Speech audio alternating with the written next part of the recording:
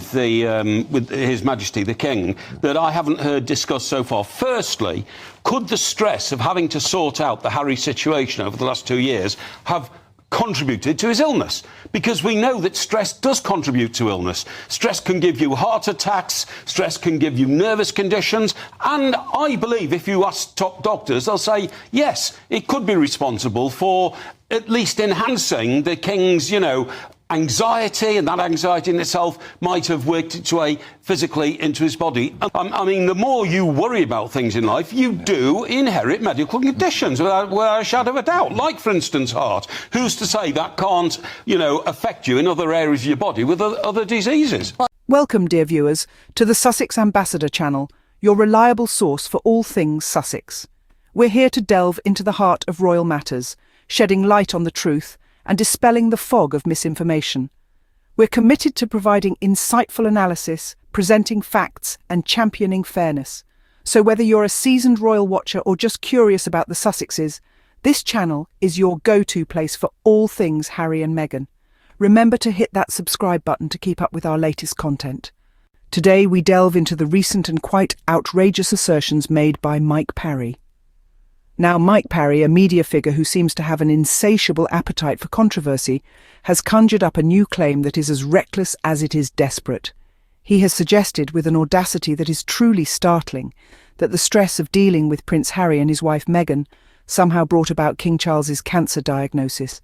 Let's pause for a moment to consider the sheer absurdity of this claim. Mike Parry is essentially blaming a son for his father's illness, and not just any illness, but cancer, a complex disease with multiple known causes, none of which include stress from family disputes. This claim, ladies and gentlemen, is not just groundless, but dangerously irresponsible. But this is not simply about the lack of scientific or medical basis for such a claim. It's about the ongoing and relentless scapegoating of Prince Harry. This is an attempt, clear as daylight, to vilify Harry, to cast him as the villain in a narrative that conveniently distracts from the real issues within the royal institution. It's distressing to see the lengths to which individuals like Mike Parry will go to propagate a false narrative. The audacity to make such an outrageous claim, regardless of how absurd or offensive it might be, is truly concerning. And what's even more alarming, the fact that Ofcom, the British Broadcasting Regulatory Authority, seems to think this kind of rhetoric is perfectly acceptable. This unfortunate reality underscores the extent to which some in the media will go to protect the real issues while unfairly targeting Harry. In the midst of all these, let's not forget that Prince Harry has done nothing but stand up for himself, his wife, and his family. If standing up for one's family induces stress, then perhaps the problem isn't Harry, but the toxic environment that has existed for decades. Such a claim, dear viewers, is not just baseless, but dangerously irresponsible. Mike Parry's comments expose the desperate attempts to keep blaming Harry for matters he has nothing to do with. The truth is out there, and no amount of twisted narratives can change that. Let's examine the absurdity behind Mike Parry's assertions. Now, Parry has alleged that Prince Harry somehow contributed to his father's, King Charles's, illness. Such an assertion is not only illogical, but also an outright smear campaign. It's as bizarre as blaming a rainstorm for a leaky roof, conveniently ignoring the fact that the roof was already in a state of disrepair. Parry's claims are a classic example of scapegoating. In his desperate attempt to paint Harry as the villain, he's completely overlooking the real issues within the institution. We're talking about an institution that has been marred by controversies, scandals, and a toxic environment that has existed for decades. But of course it's easier to point the finger at Harry, isn't it? This obsession with blaming Harry for everything from his father's illness to the supposed downfall of the monarchy is not only reckless but also dangerous. It's creating a narrative that is not only false but harmful. It's perpetuating a toxic environment where Harry, his wife and his children are constantly vilified and targeted. And let's not forget the real issue here. King Charles's illness is a matter of personal and private concern. It's something that should be treated with respect and sensitivity, not used as a tool to further personal vendettas or to grab headlines. By suggesting that Harry is somehow responsible, Parry is not only disrespecting Charles but also trivializing the seriousness of his condition. What's more, these claims are overshadowing the real problems within the institution. Instead of focusing on the issues that need addressing, like the lack of transparency, the alleged bullying, and the need for reform, we're being distracted by baseless accusations and sensationalized narratives. It's a classic case of smoke and mirrors, and it's time we saw through the deception. And let's be clear. Harry has done nothing but stand up for himself, his wife, and his family. He has bravely spoken out about the struggles he faced within the institution, and for that, he deserves respect, not condemnation. If standing up for one's family causes stress, then maybe the problem isn't Harry. Maybe the problem lies within the institution itself. In conclusion, Parry's claims are nothing more than a desperate attempt to vilify Prince Harry. They're a clear example of how some media figures will go to any length to push a false narrative, no matter how absurd or offensive it is.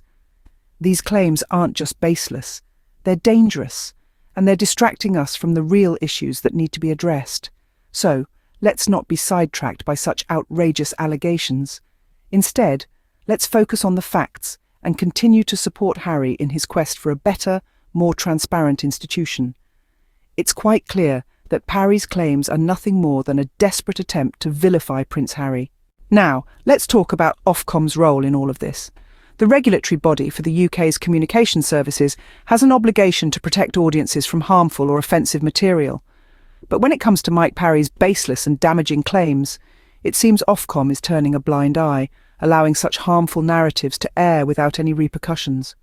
Ofcom's silence is not only disappointing but also deeply concerning. It sends a clear message that it's acceptable to broadcast unfounded accusations as long as it's under the guise of opinion. But let's not be fooled. There's a stark difference between freedom of speech and the propagation of harmful, baseless accusations. The role of Ofcom should be to hold broadcasters accountable, to ensure they adhere to a high standard of accuracy and fairness.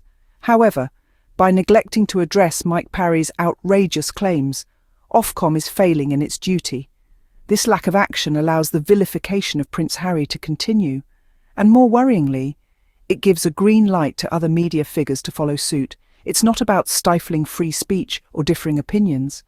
It's about ensuring that the airwaves are not used to spread damaging, unfounded accusations. It's about ensuring that broadcasters like Mike Parry are held to account for their words, especially when those words have the potential to cause harm. The lack of accountability from Ofcom is quite frankly alarming.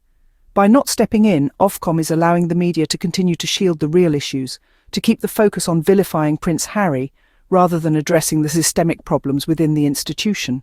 It's a dangerous game to play and one that only serves to perpetuate the cycle of blame and misinformation. So, we need to ask ourselves, what message is Ofcom sending by not holding Mike Parry accountable for his harmful rhetoric? And more importantly, what can we do to ensure that such damaging narratives are not allowed to continue unchallenged? Prince Harry, far from being the villain, has shown nothing but strength and integrity. Amidst the tumultuous sea of baseless accusations and unmerited blame, he has stood tall, a beacon of resilience. Harry has consistently demonstrated the courage to stand up for himself, his wife and his family, refusing to be swayed by the false narratives spun by those who seek to vilify him. His actions are not the symptoms of a rogue prince, but rather the indomitable spirit of a man who values the well-being of his loved ones above all else. He is a man who, when faced with a toxic environment that has festered for decades, chose not to be a passive bystander, but to act. Let's be clear, this is not the behaviour of a villain. This is the behaviour of a hero. Yet there are those who would have us believe otherwise. They would have us believe that Harry is the instigator, the cause of all the royal family's woes. But let us not be swayed by these twisted narratives. The real problem lies not with Harry, but with the toxic environment that has been allowed to persist. So when we look at Prince Harry, let us not see a villain.